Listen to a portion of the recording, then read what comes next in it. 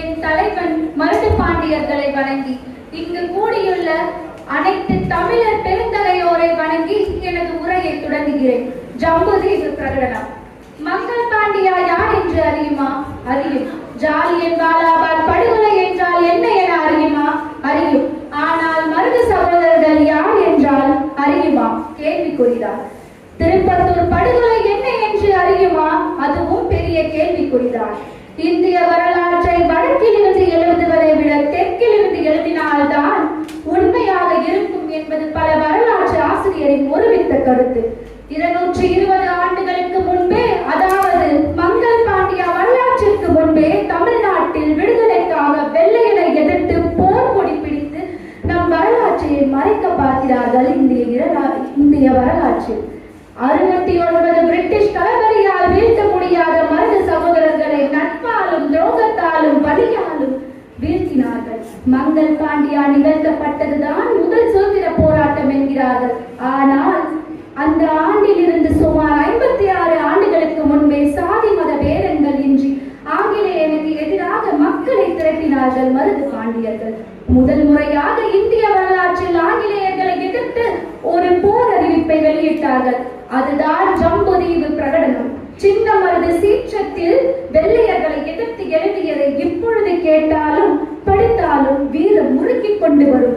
அந்த அறிவிப்பில் இருக்கும் வார்த்தை என்ன என்றால், ஐரோப்பியர்கள் இந்த அரசாங்கத்தை தங்களுடையதாக்கி கொண்டிருக்கிறார்கள். அனைவரும் நாய்களாக கருதி ஆட்சி செய்து வருகிறார்கள். உங்களிடம் ஒற்றுமை இல்லாமல் நாட்டை அந்நியரிடம் ஒப்படைத்து விட்டோம். அதனால் நாம் உண்ட உணவின்றி நீரினை தான் உணவாக உண்டு கொண்டு வருகிறோம்.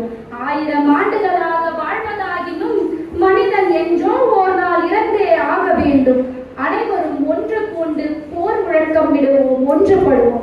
அதே நேரத்தில் அந்த ஈனங்களுக்கு தொண்டு செய்து நாகை போல சுபவாழ்வு வாழ்கிறவனை ஒழித்து கட்ட வேண்டும்.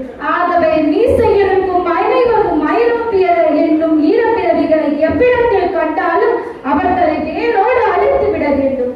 அந்த ஈன பிறவிகளுக்கு எவன் ஒருவன் தொண்டு ஒழியம் செய்கிறானோ அவன் இறந்த பிறகும் மோட்சம் அடைய மாட்டான்.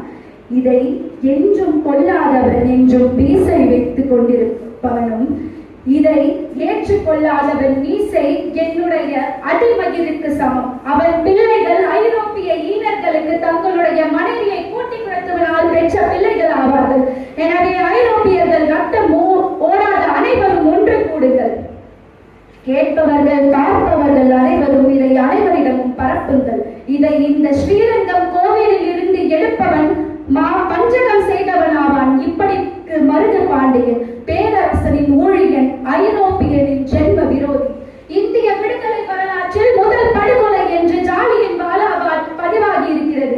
ஆனால் அதற்கு 118 ஆண்டிற்கு முன்பே இந்தியாவில் ஒரு மறைக்கப்பட்ட படுகொலை நிகழ்ந்துள்ளது.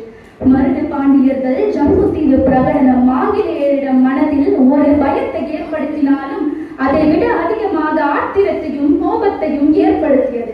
மருது சகோதரர்கள் மட்டுமல்ல, அவர்களின் பேரர்கள், குழந்தைகள் அனைவரையும் தூக்கிலிட்டனர், சிறையில் இட்டனர். அதிலும் வரலாறு காணாத ஒன்று, சின்ன மருதுவை சிங்க கூண்டில் அழைத்து தூக்கிலிட்டனர். ஏனோ சிங்கத்தின் கர்ஜனை தாங்காமல் தானே.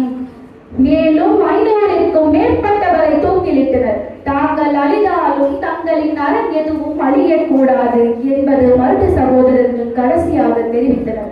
தாங்கள் இறந்த பின்பு தங்களின் உடலை திருப்பத்தூரிலும் தலையை காளையார் கோவிலில் எதிரிலும் சமாதி அமைக்க வேண்டும் என்றனர். ஆனால் இன்றும் வடநாட்டு அரசு மருது வீரர்களின் இந்த போர் முதலியவற்றை சுதந்திர போராக அறிவிக்க ஏற்றுக்கொள்ள மறுக்கிறது. இல்லை, பயப்படுகிறது. இவர்கள் தமிழரின் வரலாற்றை மாற்றலாம், ஆனால் வீரத்தை ஒருபோதும் சிதைக்க முடியாது அல்லவா? நாட்டை இழந்தாலும் வீட்டை இழந்தாலும் ஒருபோதும் எங்கள் வீரத்தை இழக்க மாட்டோம் என்று கர்ஜித்து சென்றவர்கள் நம் மருது பாண்டியர்கள். வீரத்தை மறைத்த குழந்தைகளுக்கு சமர்ப்பணம்.